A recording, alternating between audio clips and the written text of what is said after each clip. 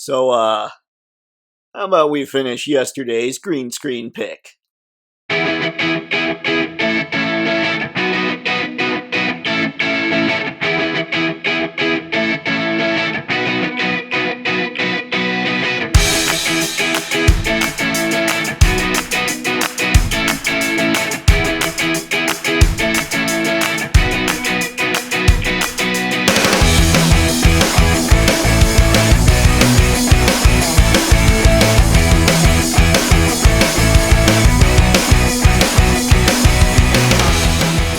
Well, hello there, everybody. I'm Photo Dave, and this is Toypixx.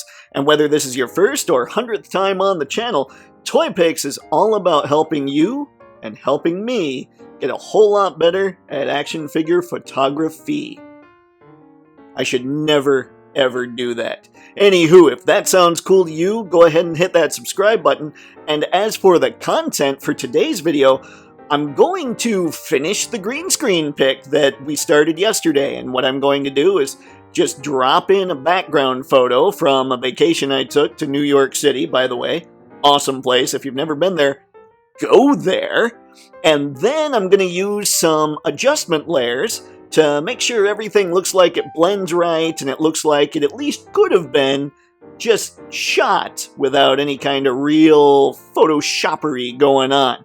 So, without further ado, and a whole lot of dead air as I'm processing what I'm saying, let's get to it. Let's get cracking on that thing. This is the picture I took while I was in New York City. No big deal, just a quick thing, being good and touristy in Times Square. So, let's just copy that. And now we're going to drop it into here. This is basically why you create a green screen or take a picture with a green screen, is so you can add a totally different background into it to make it a little more, I guess, somewhat realistic, because when you just have a bunch of figures lying around, it's just not quite as much fun. When you just throw like a kitchen table in the background, it kind of takes away from the realism a bit. So what we're going to do is add a layer underneath Cyclops here, underneath the Cyclops layer, and to do that I push Command, and then I hit the new layer button there, and that puts it right underneath it. And now, copy this, and paste. Hit OK. And that's now in the background. Now, one thing I'm going to do is just scale it up. It doesn't need to have a lot of detail, because it's going to need to be blurred out anyway, since the background of the picture is so blurry. So let's do a little bit of that. Okay, I think... let's try a little more. This is all just trying to play and trying to figure it out. That's most of what Photoshop is just playing. Okay, so there's the background in there. I don't like this flat building there. There we go. That's a little better. It almost... this over here... hang on, let me blow it up a bit. See this gray area that I'm surrounding a little bit with the arrow here? It was lined up with this and just made it look almost blank, like there was nothing going on there. So, this is much better. Here's what we've got. Now what I'm going to do, we're going to convert that to a smart object, just in case. It's kind of like an adjustment layer.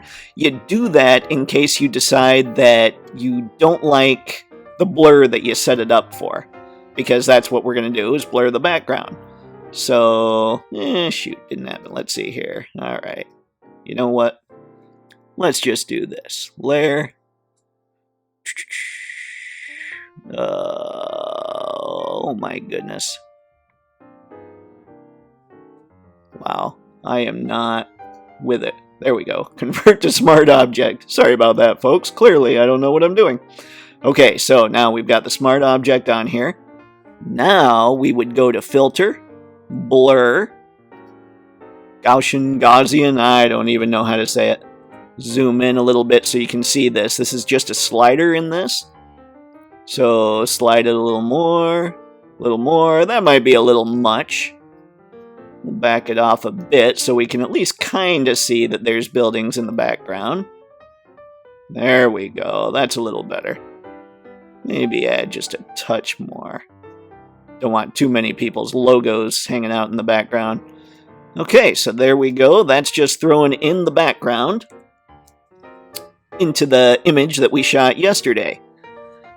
Now, in order to make it kind of look like it all blends together a little bit more, we're going to use what are called adjustment layers. Now, adjustment layers, kind of like this smart object layer, are just little slider type layers where we make little adjustments on the image without actually affecting the image file itself or the image layer itself, because we don't want to do something where we screw up the image layer, because if we do that, we kind of can't get it back, or we can get it back, but then it erases all the changes that we tried to make in the first place.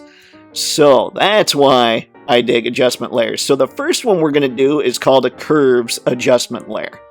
And again, the point here is to make it all look like it kind of goes together. So I'm going to drop this down to red. I'm going to click the little hand icon, and I'm going to push Option. And now what I'm going to do is find a light spot on the image. That's going to be an area that's pretty light, but not totally white. You don't want white because it won't work. And what this will do is it will add red to the lighter parts of the image. If I push up, so there we go, we've added some red, and now, because the opposite of red is cyan, that's what's down here, we're going to push down in the darker areas, because that'll add the cyan to them. Let's see, this looks pretty good. This isn't, again, it's kind of the same thing. You don't want total black when you do that. And apparently I'm in kind of a total black area. Let's try something a little darker gray. There we go. Okay, you can kind of start to see how the picture looks like it could have just been shot together because all the colors are sort of the same. They're blending in like that.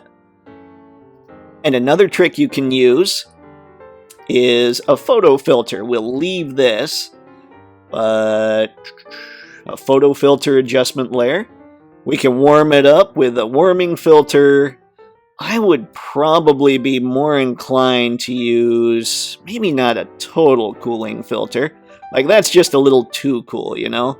But you can adjust the intensity. You can use this slider to go insane up this way, or you can go so there's almost nothing there. So you can just warm it up or cool it down ever so slightly, and I think that's more what I'm going to look at. I'm going to look at maybe a slight cooling it down. Because you still want to give Cyclops his comic book look, or at least I do. Yeah, I kind of like that. Let's see here. Bring it down just a touch. There we go. And so now, if you look at the image as a whole, you can see that it does kind of look like the whole thing could have been shot at the same time. It looks like it could have been just one photo.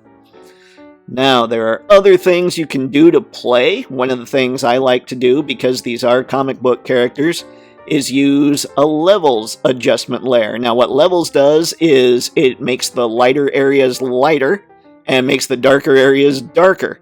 So you'll see if we get just really extreme, we'll grab the right side here. Let's zoom in on the image so you can see how it works a little more. We're going to grab this right arrow here, and we're just going to slide it like mad. So that's what happens. It's going to really, it can really blow it out if you need it to.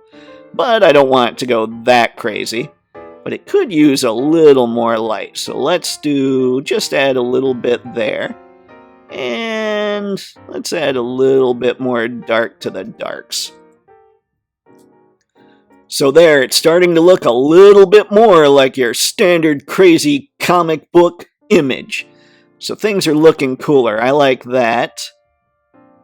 Add a little more light too. Not tons, just a little bit. You don't want to blow it out so that it looks like it's just gotten way too much light. So that's more what the picture looks like. just now. Now I'm gonna stop this, because what I've done is I've made it pretty much so it looks like it could have all been taken at the same time.